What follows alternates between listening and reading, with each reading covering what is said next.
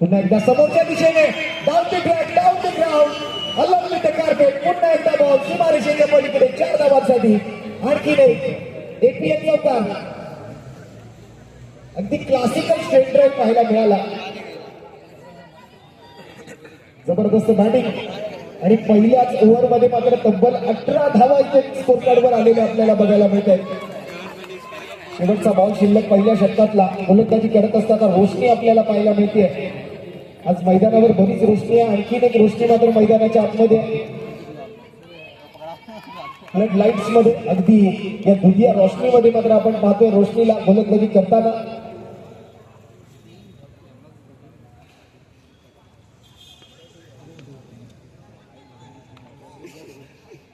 या वेळेला मात्र ऑन साईडला फटका सजवलाय. फिल्डर आहे. एकच धाव तिकडे मात्र घेण्याची संधी मिळेल.